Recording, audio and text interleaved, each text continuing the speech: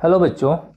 हम लोग आज क्लास 12th में सेकेंड चैप्टर स्टार्ट करने जा रहे हैं, सेक्सुअल रिप्रोडक्शन इन एंजियोस्पर्म्स। ठीक है बच्चों, तो हम स्टार्ट करने जा रहे हैं सेक्सुअल रिप्रोडक्शन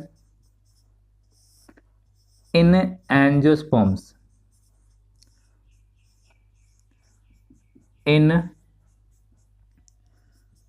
एंजियोस्पर्म्स। बच्चों, आप सबको पता है कि एंजियोस्पर्म एक फ्लावरिंग प्लांट है कि नहीं। तो हम लोग ये देखेंगे कि कैसे एंजियोस्पर्म रिप्रोड्यूस करता है sexually.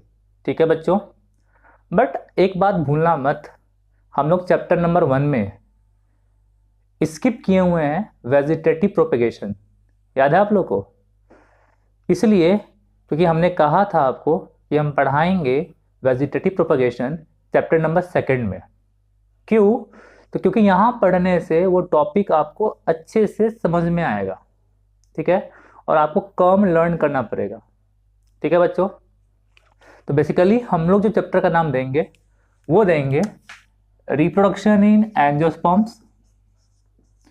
Reproduction in angiosperms in angiosperm. और बच्चा, इसमें हम पढ़ेंगे सेक्सुअल रिप्रोडक्शन। ठीक है, और इसमें हम पढ़ेंगे क्या बच्चा? तो एसेक्सुअल रिप्रोडक्शन।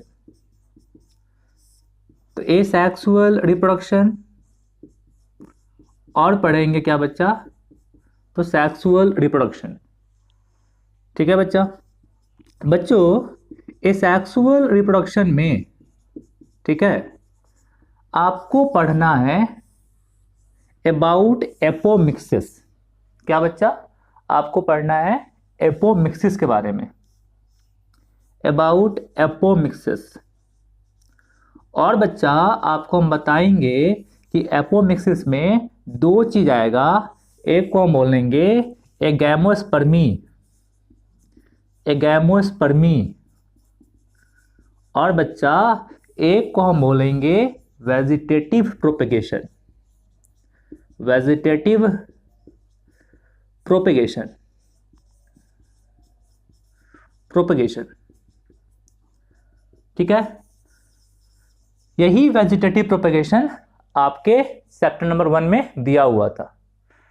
तो सही बोलो, इस टॉपिक को यहां पढ़ने पे ज्यादा अच्छे से समझ में आता है। ठीक बच्चा, तो ये हुआ आपका एसेक्सुअल रिप्रोडक्शन इन एंजियोस्पर्म। अब एपोमिक्सिस क्या है, इसमें फिर एगैमोस्पर्मी क्या है, वेजिटेटिव प्रोपेगेशन क्या है, ये सब बात हम लोग अभी आगे पढ़ेंगे। ठीक है बच्चों, क्लियर? और बच्चों, इसमें जो अपना मेन सबसे इंपॉर्टेंट पार्ट है, that is the sexual reproduction in angiosperm. तो जैसे चैप्टर नंबर 1 में हमने पहले पढ़ा था सेक्सुअल रिप्रोडक्शन और उसके बाद पढ़ा था एसेक्सुअल रिप्रोडक्शन, वैसे ही इस चैप्टर में भी हम सबसे पहले पढ़ेंगे सेक्सुअल रिप्रोडक्शन इन एंजियोस्पर्म और उसके बाद फिर पढ़ेंगे क्या बच्चा? तो एसेक्सुअल रिप्रोडक्शन इन एंजियोस्पर्म। ठीक बच्चों? बच्चों, आप सब जानते हो कि सेक्सुअल रिप्रोडक्शन जब कभी भी होगा तो यहाँ पे कितना इवेंट्स होगा? तो 3 इवेंट्स है कि नहीं? तो इंक्लूड्स, बोलो कितना? तो 3 इवेंट्स। इसमें 3 इवेंट आएगा, बताओ कौन कौन सा? तो एक को हम बोलते हैं pre fertilisation event, pre fertilisation event. एक को हम कहते हैं फर्टिलाइजेशन इवेंट, फर्टिलाइजेशन इवेंट। एक को हम कहते हैं पोस्ट फर्टिलाइजेशन इवेंट।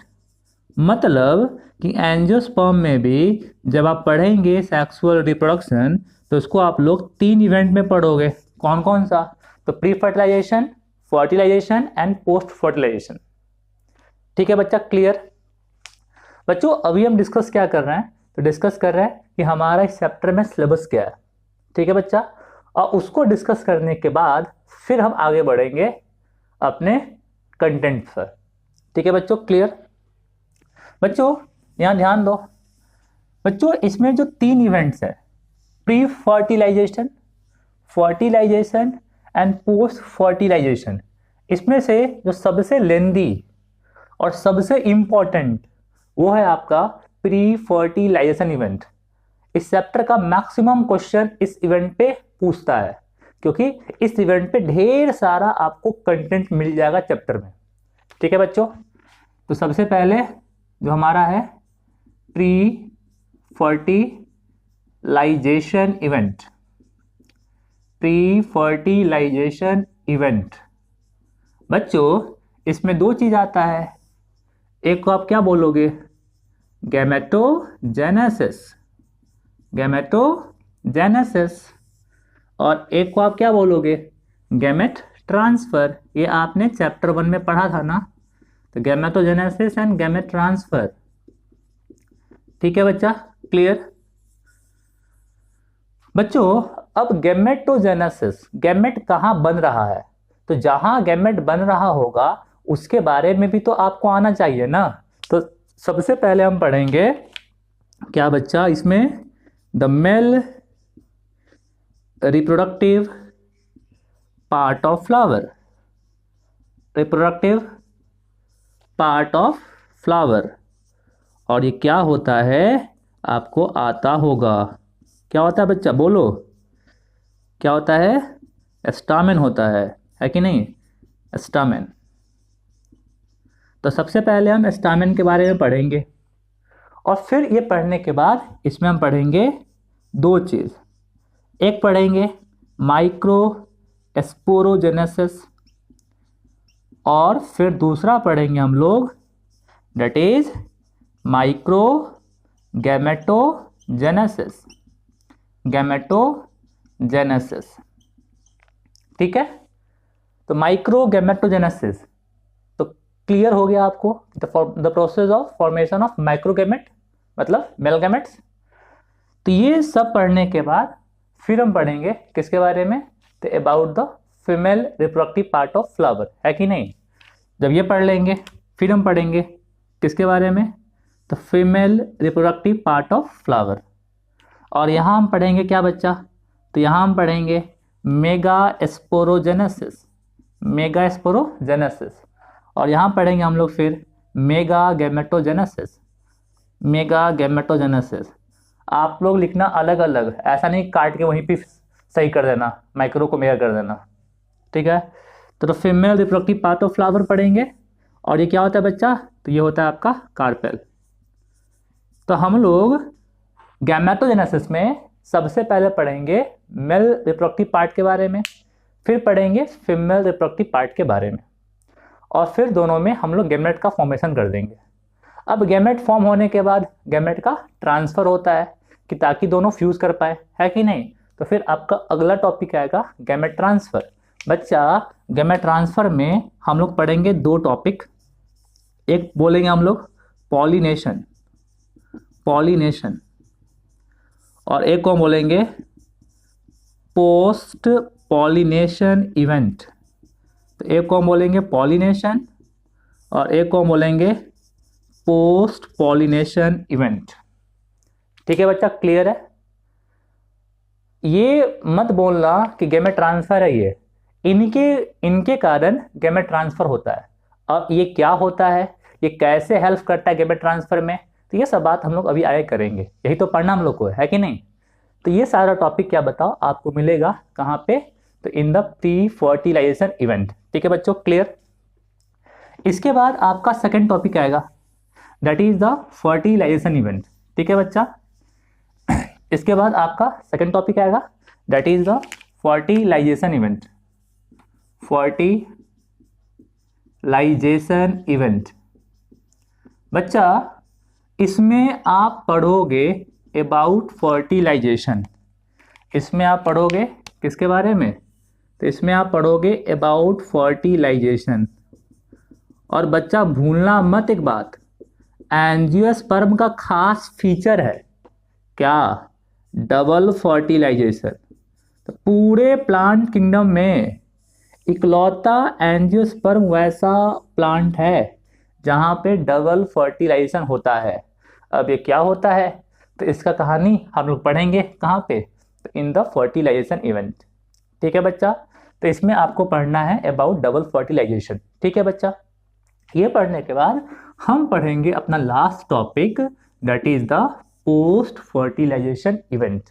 ठीक है बच्चा, और इसमें हम पढ़ेंगे वो सारा इवेंट जो होगा आफ्टर फर्टिलाइजेशन। ठीक है बच्चा, और इसमें क्या आएगा, तो आप बोलेंगे सर इसमें होता है जाइगोट से एम्ब्रियो का फॉर्मेशन, जाइगोट से एम्ब्रियो का फॉर्मेशन, फिर सर ओवरी से फ्रूट का फॉर्मेशन, ओवरी से फ्रूट का फॉर्मेशन, फिर ओव्यूल से सीड का फॉर्मेशन, ओव्यूल से सीड का फॉर्मेशन, और फिर पढ़ोगे कि प्राइमरी एंडोस्पर्म सेल पीईसी से किसका फॉर्मेशन, तो एंडोस्पर्म का फॉर्मेशन।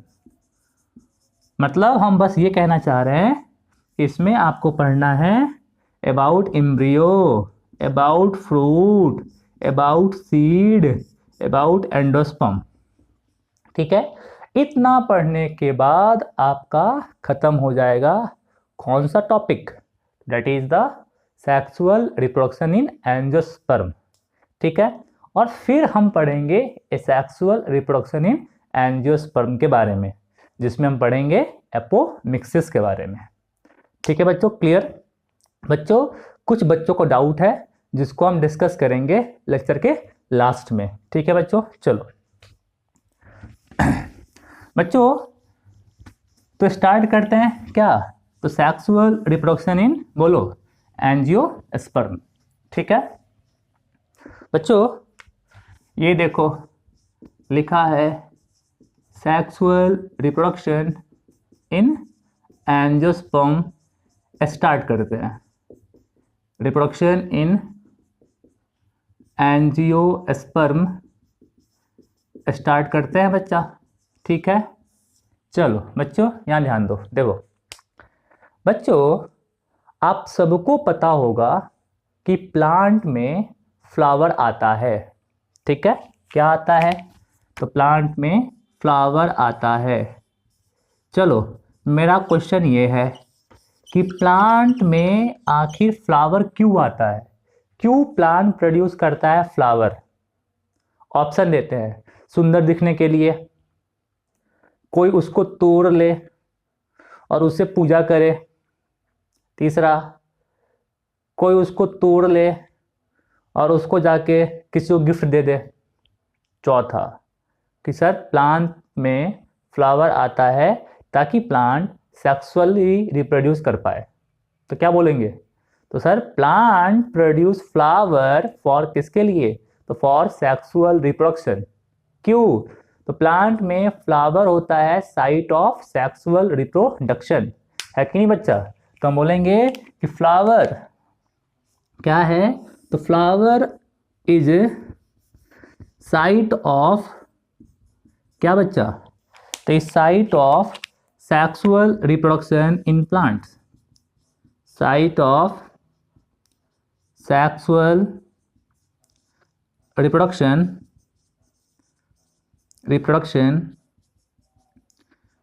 इन प्लांट्स। तो प्लांट में फ्लावर क्या है, तो साइट ऑफ सेक्सुअल रिप्रोडक्शन। बच्चों अगला क्वेश्चन, फ्लावर इज, ठीक है, रूट या सूट, तो क्या बोलोगे, तो flower is a modified suit, है कि नहीं। तो हम बोलेंगे फ्लावर क्या है, तो flower is modified suit, modified suit. और बच्चा इस मॉडिफाइड सूट का से मेरा मतलब क्या है, तो बच्चों जो नॉर्मल सूट होगा उसके पास नोट्स है, इंटर नोट्स होगा। तो बच्चों यहां भी नोट्स होता है, बट जो इंटर नोट्स होता है वो इंटर नोट यहां पे कंडेंस कर जाता है, ठीक है, जिससे एक स्वेलन स्ट्रक्चर का फॉर्मेशन होता है जिसको हम कहते हैं बेस ऑफ फ्लावर, जिसका नाम है थैलेमस। ठीक है बच्चा, ये सब बात आपने 11th में मॉर्फोलॉजी में पक्का पढ़ा होगा। ठीक है, तो फ्लावर एक मॉडिफाइड सूट है जहां पे क्या बताओ, where nodes are present, nodes present होता है, नोट्स आर प्रेजेंट, बट क्या बच्चा, इंटर नोट्स आर कंडेंस्ड, जहां नोट प्रेजेंट है बट इंटर नोट क्या बच्चा, कंडेंस कर गया। ठीक है बच्चा, क्लियर है। तो पूछेंगे why flower is called modified shoot, because in flower the internodes are highly condensed. ठीक है, क्लियर है। और ये फॉर्म्स क्या बच्चा, थैलेमस, फॉर्म्स थैलेमस। ठीक है, तो ये नोट्स और इंटरनोट्स, ठीक है, जो ये स्ट्रक्चर का फॉर्मेशन किया उसको हम लोग क्या कहते हैं, थैलेमस कहते हैं। तो थैलेमस क्या है, तो बेस ऑफ द फ्लावर। ठीक है बच्चा, तो फ्लावर का बेस क्या होगा, तो थैलेमस होता है। तो थैलेमस क्या बच्चा, तो thalamus is base of flower, is base of flower. ठीक है बच्चा, क्लियर।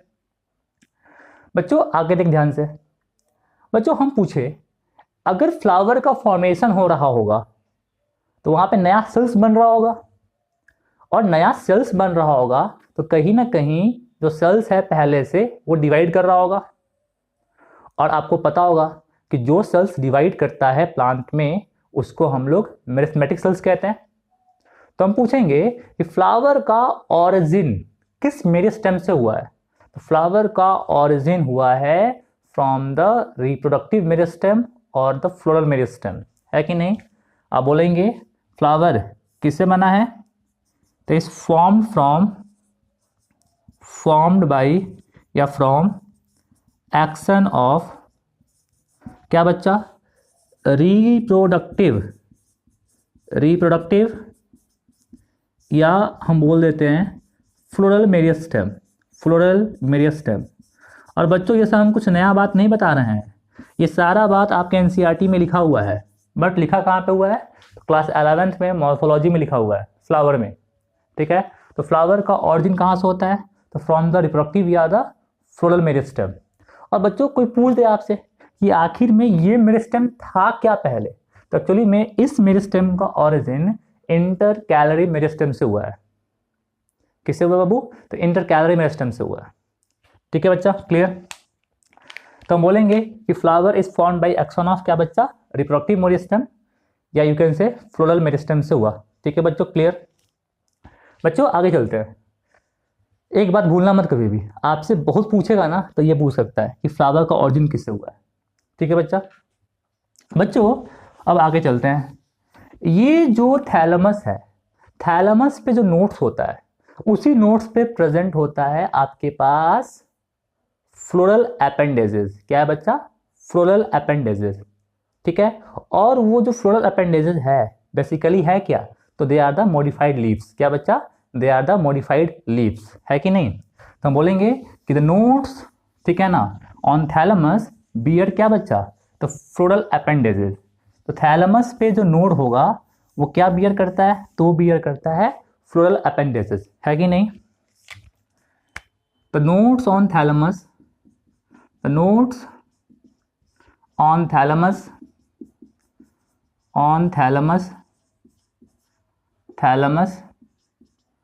बियर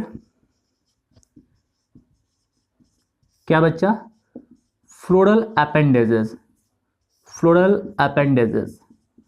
जो नोड थैलेमस पे होता है वो क्या बियर करता है, तो वो बियर करता है फ्लोरल अपेंडेजेस। ठीक है बच्चा, क्लियर। और ये जो फ्लोरल अपेंडेजेस है एक्चुअली में क्या है, तो they are the modified leaves which are, बोलो बच्चा, तो विच आर मॉडिफाइड लीव्स, जो लीफ का मॉडिफिकेशन है। ठीक है, क्लियर। क्यों? तो आपने पढ़ा होगा ना कि लीफ का मेन फंक्शन क्या होता है? फोटोसिंथेसिस। और अगर लीफ अपना फोटोसिंथेसिस का फंक्शन छोड़ के बाकी कोई और भी फंक्शन परफॉर्म करना शुरू कर दे तो हम बोल लेंगे it is the modification of leaf, है कि नहीं? तो यहाँ पे जो लीफ होगा वो किस में हेल्प कर रहा है? रिप्रोडक्शन में। तो हम वही बोल दिए ना कि the nodes on the thalamus bear floral appendages which are modified leaves. ठीक है बच्चा, क्लियर है? बच्चों 4 होल्स होता है लीफ का, ठीक है ना? याद रखना 4 types of floral appendages are present. appendages are present in form of holes, मतलब घेरा के फॉर्म में। होल्स मीन्स क्या होता है? घेरा, ठीक है? सर्कुलर मैनर में अरेंज करना। तो 4 types of floral appendages are present in form of whorls. और वो क्या क्या है? तो आप सबको पता होगा कि सर वो है कैलिक्स। तो जो एक होल है उसका नाम है कैलिक्स, दूसरा है कोरोला, तीसरा है एंड्रोशियम, और जो चौथा है वो है आपका गाइनेशियम। तो 4 होल कौन कौन सा बच्चा? तो calyx, Corolla, androecium and the gynoecium. ठीक है बच्चा, क्लियर? बच्चों ये जो कैलिक्स हुआ, इस कैलिक्स का जो यूनिट होता है दैट इज कॉल्ड सेपल। तो unit of calyx is called क्या बच्चा? सेपल कहेंगे। यूनिट क्या बच्चा? तो यूनिट को हम कहते हैं सेपल कहते हैं। ठीक है बच्चा, क्लियर? तो unit of calyx is called sepal. In the same वे जो कोरोला होता है इसका जो यूनिट होगा that is called the petal, petals कहते हैं। और जो एंड्रोशियम है इसका जो यूनिट है उसको हम लोग एस्टामेन कहते हैं, एस्टामेन। और जो आपका गाइनेशियम है इसका जो यूनिट है इसको हम लोग कार्पेल कहते हैं, ठीक है बच्चा? तो sepal, petal, stamen and the carpel. ठीक है बच्चा? आप ये समझो ना कि जो फ्लावर में जो बाहर में सबसे बाहर में जो हरा हरा सा जो लेयर होता है that is called the calyx, और उसमें से एक को हम क्या कहेंगे? सेपल। उसके अंदर में जो कलरफुल रेड है, येलो है, कोई भी कलर का है जो लेयर है उसको हम कहते हैं कोरोला, और उसमें से जो सिंगल हुआ that is called the petal. In the same way whorl of stamen का जो घेरा, मान लो एक स्टेमेन, 2 स्टेमेन, और ऐसे करते करते पूरा स्टेमेन का जो होल होगा उसको हम लोग एंड्रोशियम कहेंगे और एक को हम लोग स्टेमेन कहेंगे। इन द सेम वे पूरा कार्पेल का जो होल होगा that is called the gynoecium कहेंगे। बच्चों याद रखना गाइनेशियम को ही हम और कहते हैं पिस्टिल। ठीक है, गाइनेशियम कहिए या इसको और कहिए क्या? पिस्टिल। तो आपको अब समझ में आ गया कि पिस्टिल और कार्पेल में डिफरेंस क्या है। तो कंप्लीट होल ऑफ कार्पेल का जो समूह है दैट इज कॉल्ड पिस्टिल, है कि नहीं? और एक क्या है? कार्पेल है। बात समझ में आया कि नहीं आया?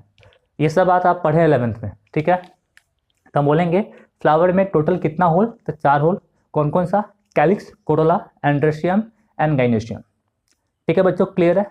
बच्चों इसमें एक बात जो बता रहे हैं, ठीक है, ओलंपियाड्स में इन सब बात पे क्वेश्चन पूछ देता है। ठीक है बच्चों, कोई पूछ दे आपसे कि कैलिक्स, कोरोला, एंड्रोशियम और गाइनेशियम इन सब में किसका ऑरिजिन, किसका फॉर्मेशन सबसे पहले हुआ? कोई पूछ दे आपसे कि इन सब में से किसका फॉर्मेशन सबसे पहले हुआ? बोलो। तो अगर आपके मन में ये आंसर आ रहा है कि सर सबसे पहले कैलिक्स का, फिर कोरोला का, फिर एंड्रोशियम का है, फिर गाइनेशियम का है, तो वो बिल्कुल गलत है। ठीक है, तो सर आपने ऐसे क्यों लिखा?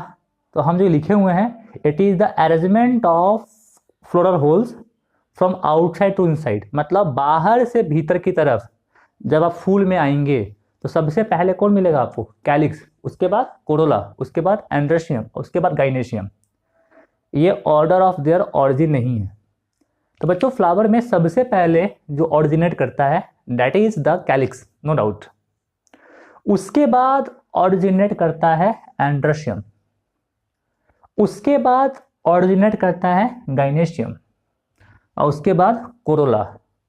हम तो कही थे शुरू में आपको कि मेल हर काम में आगे होता है, तो मेल है ना आगे फीमेल से, है कि नहीं? तो हम बोलेंगे order of formation in flower,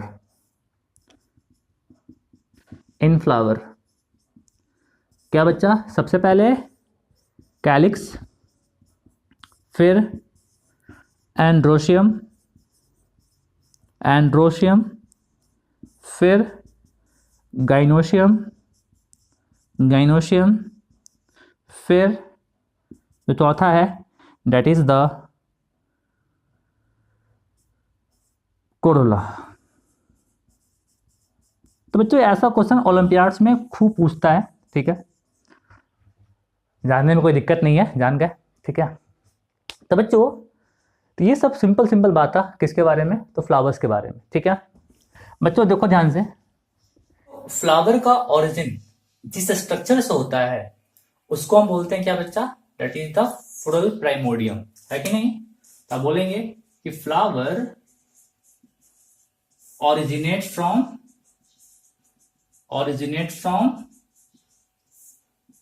किससे बच्चा?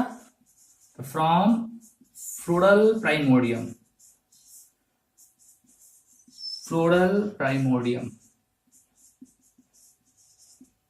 ठीक है बच्चा, क्लियर है? तो ये सारा बात था, सिंपल बात फ्लावर के बारे में। बच्चों हम कुछ यहां बता रहे हैं जिसको आप ध्यान से सुनेंगे और उसको आप पक्का पढ़ लेंगे अभी, ठीक है?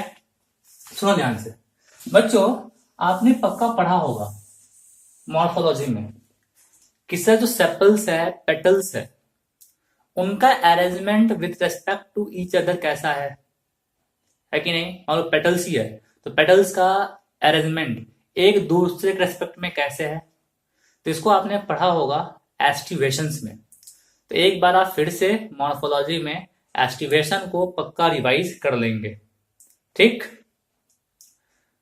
उसके बाद आपने पढ़ा होगा दैट इज द प्लेसेंटेशन, याद है आप लोग को कि the arrangement of ovules inside the ovary is called placentation, उसको पक्का पढ़ लेंगे। फिर आपने पढ़ा होगा कि सर ओवरी के रेस्पेक्ट में, है कि नहीं, जो और दूसरा फ्लोरल अपेंडेजेस है, मतलब स्टामेन, कैलिक्स में सेपल्स, पेटल्स, ये सब का अरेंजमेंट कैसा है, मतलब जो कैलिक्स है, उसके अलावा यू कैन से कोरोला है, एंड्रोशियम है, इनका arrangement with respect to gynoecium कैसा है? तो आपने पढ़ा होगा hypogynous condition, perigynous condition, epigynous condition, इसको भी अब पक्का एक बार पढ़ लेंगे आप लोग कि कहाँ पे ओवरी सुपेरियर है, कहाँ पे इंफेरियर है, कहाँ पे हाफ सुपेरियर है, कहाँ पे हाफ इंफेरियर है, वो सारा चीज, ठीक है। फिर एस्टामेन में, एस्टामेन कितने टाइप्स का होता है, कोहेजन ऑफ एस्टामेन्स, एडहेशन ऑफ एस्टामेन्स, है कि नहीं? ये सब बात आप पक्का पढ़ लेंगे एक बार मॉर्फोलॉजी से। क्यों? तो बच्चों मॉर्फोलॉजी में फ्लावर सेक्शन काफी इंपॉर्टेंट है और फ्लावर सेक्शन से हर साल कम से कम 2 से 3 क्वेश्चन पक्का पूछ लेता है कि नहीं? तो उसको पक्का एक बार रिवाइज फिर से कर लेंगे ताकि सब कुछ आपको फिर से याद हो जाए, ठीक है बच्चों, क्लियर? बच्चों एक बात आपको और आता होगा कि कुछ वैसा प्लांट्स भी है जहां पे कैलिक्स कोरोला अलग अलग नहीं होता है, वो दोनों फ्यूज कर जाता है और फ्यूज करने के बाद जो बनाता है layer that is called the perianth, है कि नहीं? तो हम बोलेंगे in some plants the calyx and corolla are not distinct but they are fused, ठीक है? हम बोलेंगे इन सम प्लांट्स, ठीक है बच्चा, calyx and corolla are not distinct, मतलब अलग अलग नहीं होता है, but they are fused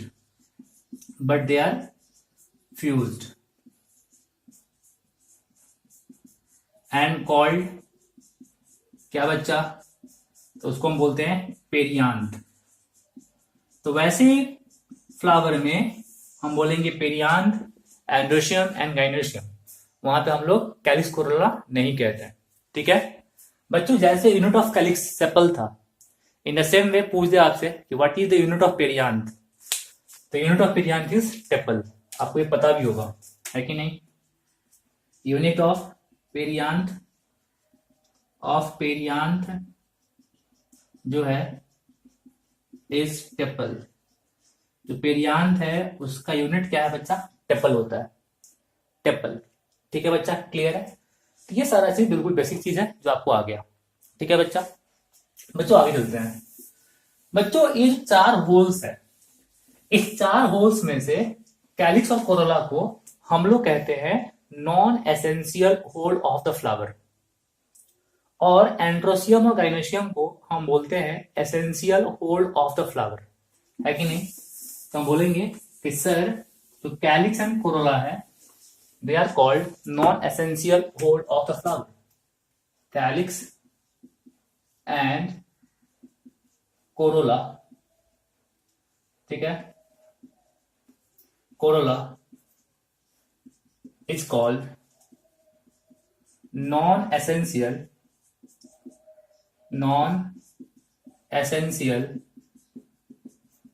whole of flower.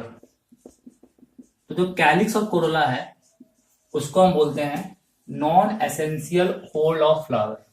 ठीक है, और जो आपका एंड्रोसियम और गाइनोशियम है, androecium and gynoecium, androecium and gynoecium are called essential whole of the flower, essential whole of flower। तो जो आपका एंड्रोशियम और गाइनेशियम है इसको हम बोलते हैं एसेंशियल होल ऑफ फ्लावर, और इसे हम बोलते हैं non essential whorl of flower. ठीक है, इसी को हम और भी बोल देते हैं और करके necessary whorl, necessary whorl, necessary whorl, और इसको हम बोल देते हैं और करके एसेसरी होल्ड, एसेसरी होल्ड। तो accessory whorl and necessary whorl. ठीक है बच्चा, आखिर ऐसा क्यों? तो बच्चा भूलना मत कि जो कैलिक्स एंड कोरोला है ये डायरेक्टली इन्वॉल्व नहीं होता है सेक्सुअल रिप्रोडक्शन में। फिर से बोलेंगे कि calyx and corolla are not directly involve in sexual reproduction. मतलब ये हुआ कि कैलिक्स कोरोला का कहीं कोई रोल नहीं है गैमेट फॉर्मेशन में, और जो एंड्रोशियम और गाइनेशियम है they are directly involve in sexual reproduction, मतलब they play a role in gamete formation. ठीक है बच्चा, क्लियर? रीजन क्या बताओ? As they are not directly involve in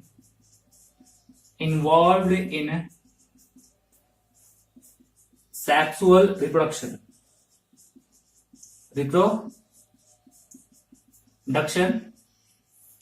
that is they do not play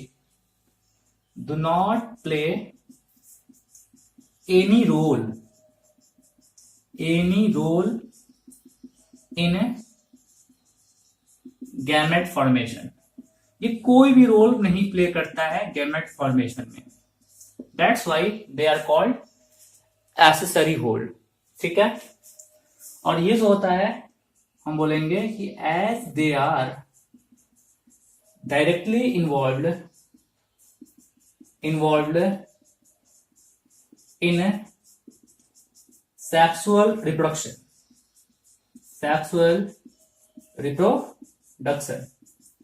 that is they क्या play role in gamete formation,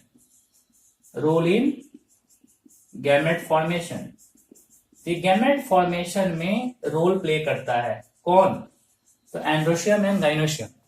so they are called the essential या necessary whorl of the flower. ठीक है बच्चा, clear? बच्चों आप सबको पता होगा कि जो स्टामेन है, stamen is the male reproductive unit of flower, है कि नहीं? जो स्टामेन है, स्टामेन इज क्या बच्चा? It is the male reproductive unit of flower,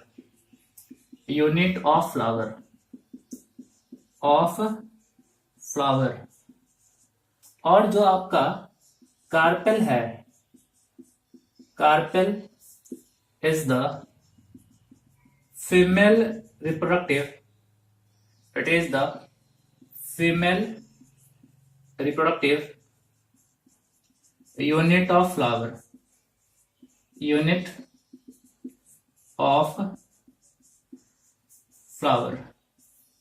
ठीक बच्चा, क्लियर है? तो बच्चों ये अगर फीमेल यूनिट है तो कहीं ना कहीं इसका रोल होगा फीमेल गैमेट फॉर्मेशन में. अब वो रोल क्या है तो हम पढ़ेंगे अभी, और इसका रोल क्या बताओ, कहीं ना कहीं होगा मेल गैमेट फॉर्मेशन में. ठीक बच्चा, क्लियर? चलो, तो ये सारा बात था, बिल्कुल बेसिक चीज था. किसके बारे में? तो अबाउट द फ्लावर. और ये हमारा था इस चैप्टर का पहला topic, that is flower the fascinating organ of angiosperm. क्योंकि इस सारे फ्लावर्स के बारे में आपने मैक्सिमम बात क्लास 11 में पढ़ा है, इसीलिए हमने यहाँ पे वही सिंपल बात किया जिसका काम हमको यहाँ पड़ेगा. ठीक है, हमको बेसिकली स्टार्ट करना है the male reproductive part of the flower, और उसमें भी हमको उनका मॉर्फोलॉजी नहीं पढ़ाना है, हमको पढ़ाना है कि कैसे वो गैमेट फॉर्मेशन में हेल्प करेगा. ठीक है बच्चा, तो हम लोग कल स्टार्ट करेंगे इसमें the male reproductive unit of flower, मतलब स्टामेन. ठीक है बच्चों, क्लियर है? बच्चों ध्यान दो, हम लोग अब क्या करेंगे कि जो भी टॉपिक पढ़ेंगे यहां पे, उस टॉपिक का एनसीईआरटी उसी दिन पढ़ लेंगे. उससे क्या होगा, बर्डन नहीं होगा, और आप धीरे धीरे करते करते पूरा एनसीईआरटी समझ के पढ़ जाओगे, है कि नहीं? तो ये एक बात दिमाग में बिल्कुल रख लो कि अगर निट में अच्छा करना है तो उसके लिए एनसीईआरटी एकदम समझ के पढ़ा हुआ होना चाहिए. एनसीईआरटी पढ़ने का मतलब ये नहीं होता है कि लाइन को रट्टा मार लिए. उसका मतलब ये होता है कि हर लाइन को आप एक्सप्लेन कर पाओ, हर लाइन का आपको वाई, अगर पॉसिबल है तो वाई, व्हाट, हाउ ये पता हो, क्या है, क्यों है, कैसे है. ठीक है, बट बी क्लियर, बायो में सब क्यू का आंसर आपको अभी नहीं मिल सकता है, तो जहां जहां क्यू का आंसर पॉसिबल होगा वो बताएंगे. ठीक है बच्चों, चलो. तो बच्चों हम लोग आज ओपन कर रहे हैं पेज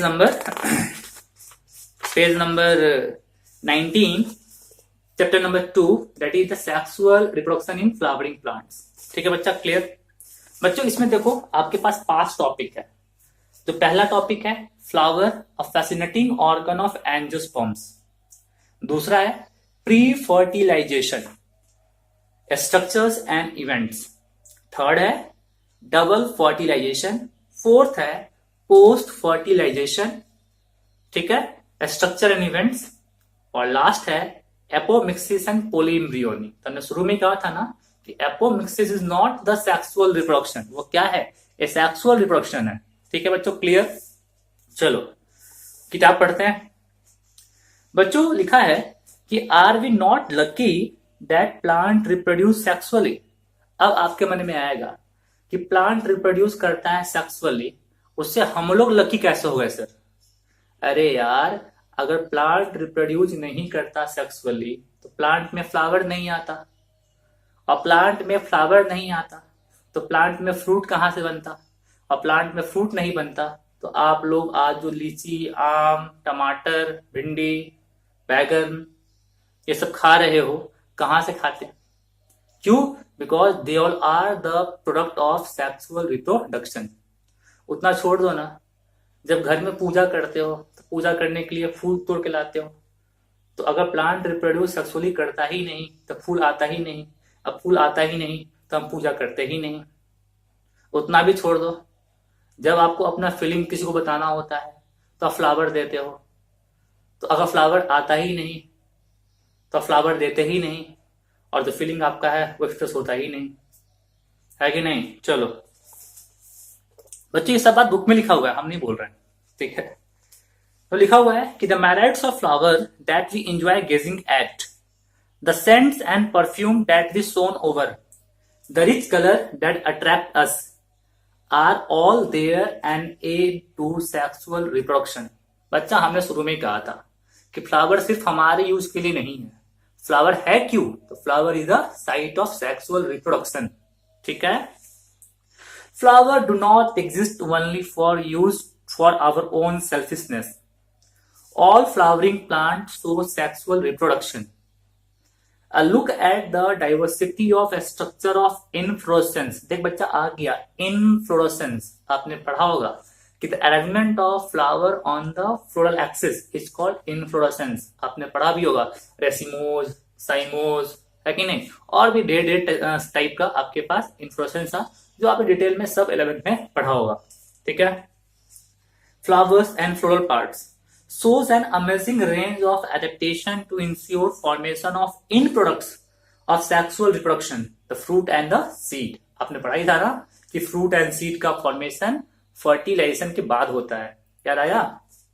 चलो, in this chapter let us understand the morphology, structure and processes of sexual reproduction in flowering plant, और ब्रैकेट में कर दिया है एंजियोस्पर्म्स। तो बेसिकली हम लोग एंजियोस्पर्म के बारे में पढ़ने जा रहे हैं, जिम्नोस्पर्म के बारे में डिटेल में प्लांट किंगडम में पढ़ेंगे, ठीक है।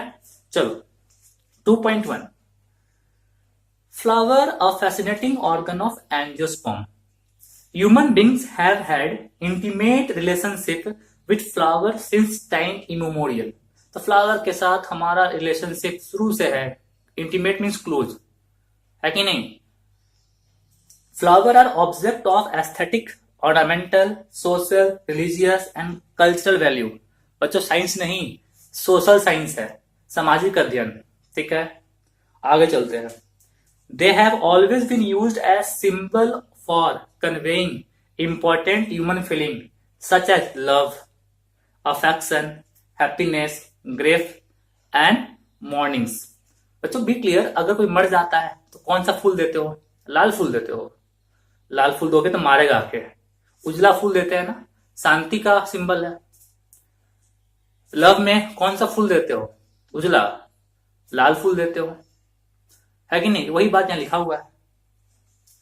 आगे बोल रहा है, list at least 5 flowers of ornamental value that are commonly cultivated at homes and gardens. सबको पता है, चंपा, चमेली, गेंदा का फूल, है कि नहीं। चलो, ये सब बकवास कर रहा है, ठीक है। Find out the names of 5 more flowers that are used in social and cultural celebration in your family. पता करना कि जब भी कोई पर्व होता है, त्योहार होता है, तो कौन कौन सा फूल यूज करते हो, ठीक है। चलो, have you heard of floriculture? आपने सुना भी होगा फ्लोरिकल्चर। नहीं सुना है ताकि पता करो कि क्या होता है, ठीक है। ऐसे नाम खुद बता रहा है फ्लोरिकल्चर क्या है, ठीक है। What does it refer to? तो ये आपका होमवर्क है, पता करना कि फ्लोरिकल्चर क्या होता है, ठीक है। ऐसे ये नाम अपने आप को एक्सप्लेन कर रहा है, ठीक है। नहीं होगा फिर हम बताएंगे। फिर आगे बोल रहा है कि to biologist flowers are morphological and embryological marvels. लिखा है कि flowers are morphological and embryological marvels. अगर आप एक बायोलॉजिस्ट हो तो आप फ्लावर को देखेंगे मॉर्फोलॉजी के नजरिया से और एम्ब्रियोलॉजी के नजरिया से। आखिर में एम्ब्रियोलॉजी का क्या होगा नजरिया सर? अरे यार, वही तो है कि फ्लावर कैसे हेल्प करेगा सेक्सुअल रिप्रोडक्शन में, फ्लावर कैसे हेल्प कर रहा है एम्ब्रियो फॉर्मेशन में। ये हमारा एम्ब्रियोलॉजिकल व्यू हो गया। मॉर्फोलॉजिकल व्यू, तो फ्लावर में कैलिक्स है, कोरोला है, एंड्रेशियम है, काइनेशियम है, किसका क्या मॉर्फोलॉजी है, क्या अरेंजमेंट है, ये सब के बारे में हम लोग कहाँ देखेंगे? मॉर्फोलॉजिकल व्यू में देखेंगे। तो वही बोल रहा है कि to a biologist the flowers are morphological and the embryological marvels and site of sexual reproduction. तो बेसिकली हम लोग यहाँ पे एम्ब्रियोलॉजिकल व्यू देखने वाले हैं। मॉर्फोलॉजिकल व्यू आपने क्लास 11th में देखा है, ठीक है।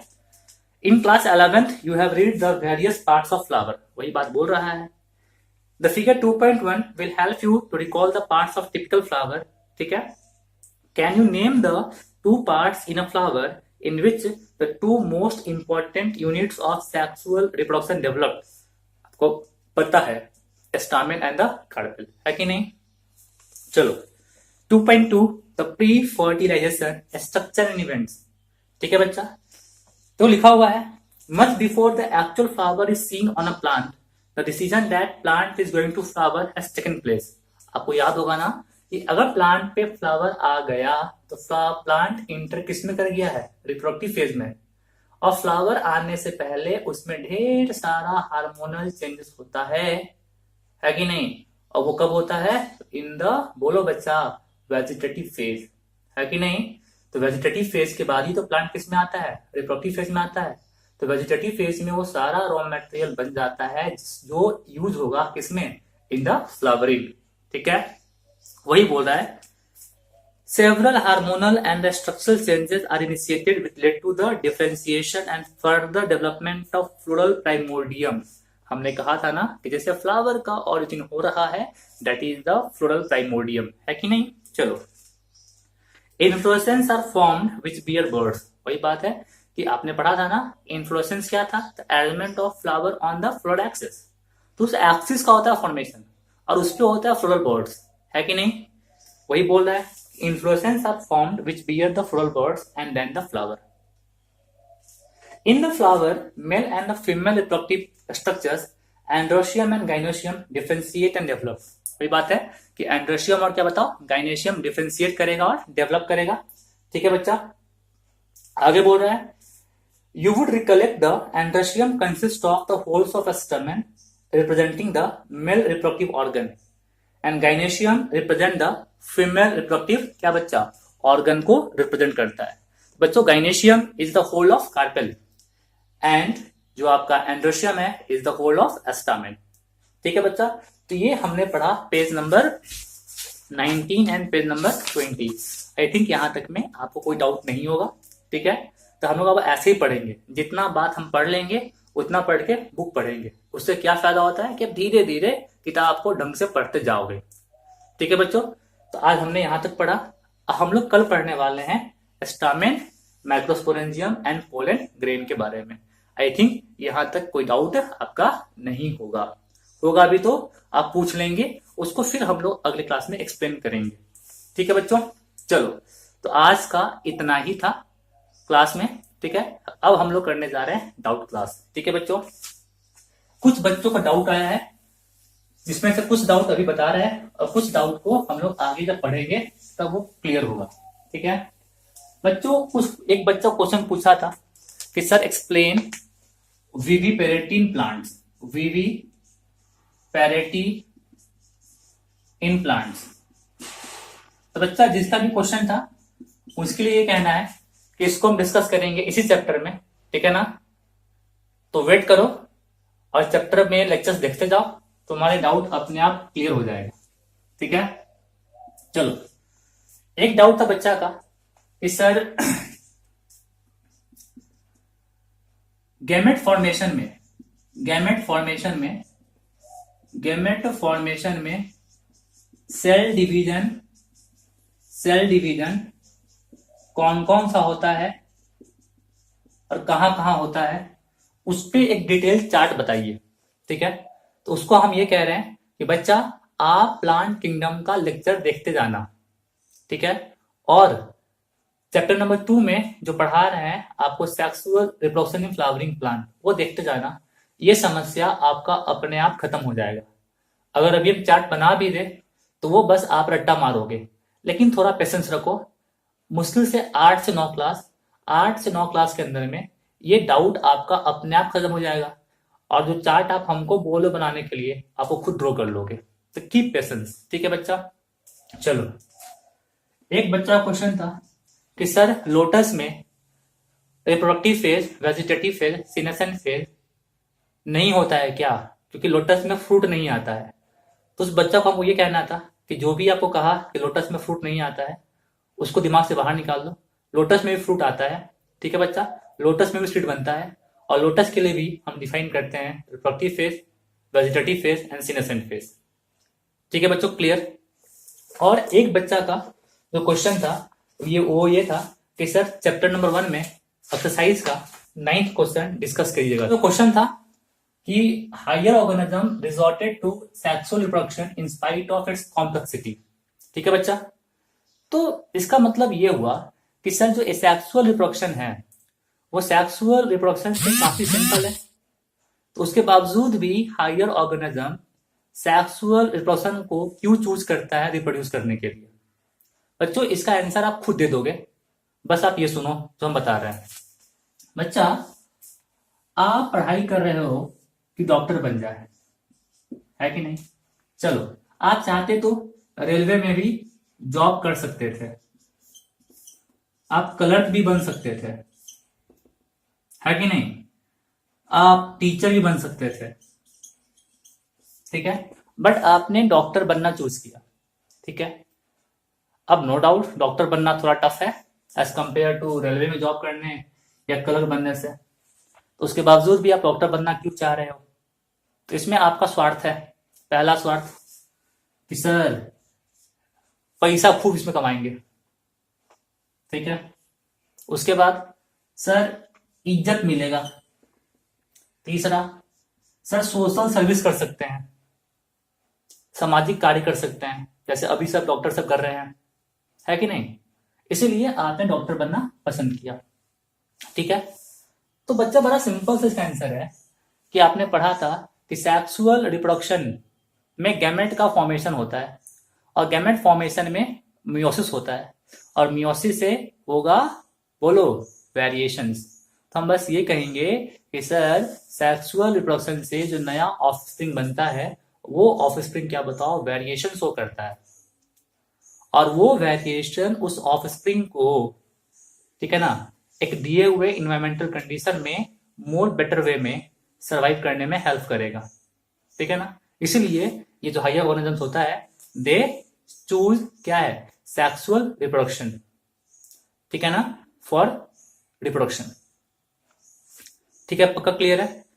तो हम बस ये कह देंगे कि सर किसी पॉपुलेशन में जितना ज्यादा वेरिएशन होगा वो पॉपुलेशन उतना ही अच्छे वे में एक दिए हुए इन्वायरमेंटल कंडीशन में अपने आप को सस्टेन कर सकता है, और वो वेरिएशन क्या बताओ किससे आएगा? Due to the sexual reproduction, and that's why higher organism resorted to sexual reproduction in spite of its complexity.